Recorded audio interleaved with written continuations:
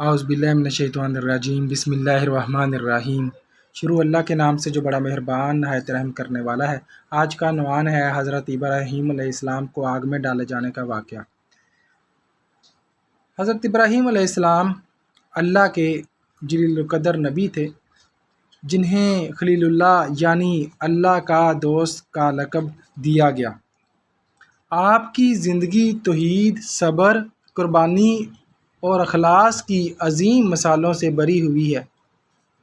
آپ نے اپنی قوم کو شرک سے باز رکھنے کے لیے بڑی آزمائشوں کا سامنا کیا، جن میں سب سے مشہور آزمائش آپ کو نمرود بادشاہ کے حکم پر آگ میں ڈالے جانے کا واقعہ ہے۔ واقعے کا پس منظر: حضرت ابراہیم علیہ السلام ایک بت پرست قوم میں پیدا ہوئے، جہاں پر ہر طرف بتوں کی پوجا کی جاتی تھی۔ آپ نے بچپن سے ہی بت پرستی کو ناپسند کیا اور غور و فکر کے ذریعے اس نتیجے پر پہنچے کہ صرف ایک ہی حقیقی معبود ہے اور وہ ہے اللہ۔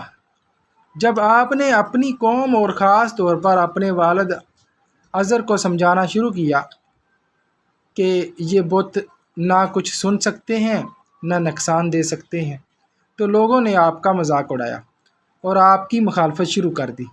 حضرت ابراہیم علیہ السلام نے اپنی قوم کو بتوں کی بے بسی دکھانے کے لیے ایک دن بت خانے میں جا کر تمام بتوں کو توڑ دیا اور سب سے بڑے بت کے کندھے پر کلہاڑا رکھ دیا۔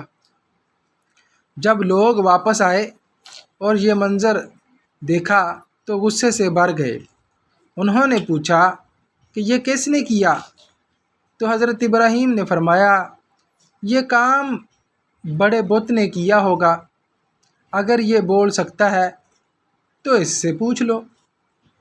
یہ سن کر قوم شرمندہ تو ہوئی، مگر ضد اور ہٹ درمی کی وجہ سے ماننے کو تیار نہ ہوئی۔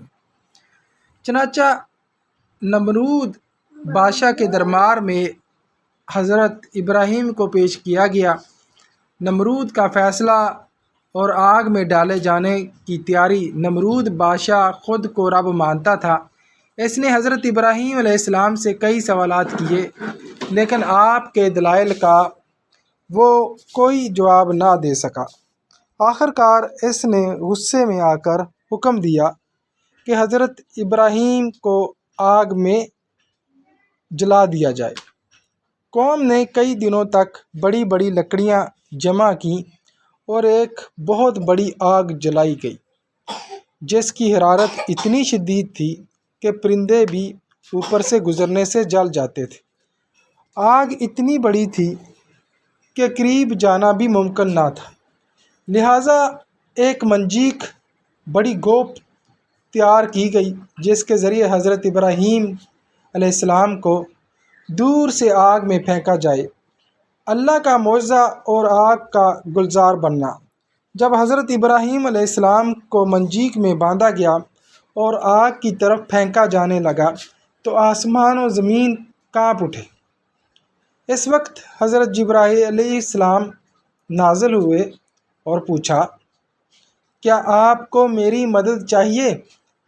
حضرت ابراہیم علیہ السلام نے فرمایا، مجھے تم سے نہیں، میرے رب سے مدد چاہیے، وہی کافی ہے۔ جیسے ہی حضرت ابراہیم علیہ السلام آگ میں گرے، اللہ تعالیٰ نے آگ کو حکم دیا، یا نارو کونی بردن و سلامن علی ابراہیم، اے آگ ابراہیم پر ٹھنڈی اور سلامتی والی ہو جا۔ سورہ انبیاء آیت نمبر 69۔ فوراً آگ ٹھنڈی ہو گئی اور حضرت ابراہیم علیہ السلام بالکل محفوظ حالت میں آگ سے باہر آئے۔ ان کے جسم پر نہ کوئی خراش تک تھی، نہ ہی ان کا جسم جلا تھا۔ تو یہ حضرت ابراہیم علیہ السلام کا آگ میں ڈالے جانے کا مکمل واقعہ ہے۔ امید ہے آپ کو پسند آیا ہوگا۔ اپنا ڈھیر سارا خیال رکھیے گا، دعا میں یاد رکھیے گا۔ اللہ حافظ۔